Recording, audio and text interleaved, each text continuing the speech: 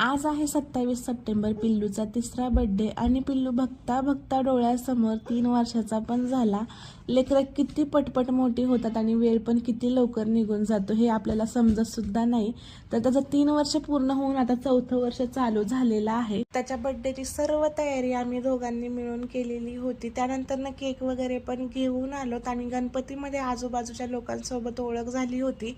त्यातल्या काही लोकांना मी बर्थडेसाठी बोलवलेलं होतं आणि आमच्या फ्लोअरवरची 1-2 लोक होती. तर काही आले होते, काही आले नव्हते, काही नंतर ना आले बर्थडे झाल्यावरती. तर ह्या ज्या समोर ताई दिसत आहेत, तर या ताईंनी बाळाचं आयुष्य वाढावं म्हणून त्यासाठी रामरक्षा स्तोत्र म्हटलेलं होतं. खूप हुशार आहेत त्या. सोसायटीमधलं गणपती स्थापन करताना त्यांनी स्थापन केला होता. सर्व प्रकारच्या पूजा आरत्या वगैरे त्यांना जमतात आणि स्वामी समर्थांच्या खूप मोठ्या भक्त आहेत त्या आणि श्री स्वामी समर्थांची स्थापना पण घरामध्ये करून देतात कुठलेही चार्जेस न घेता.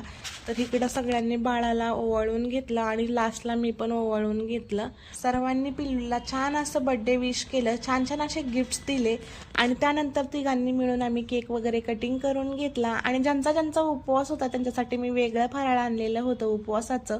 वेपर्स, केळी, राजगिऱ्याचे लाडू वगैरे आणि ज्यांचा उपवास नव्हता त्यांच्यासाठी फरसाण, चॉकलेट वगैरे सर्व काही आणलेलं होतं.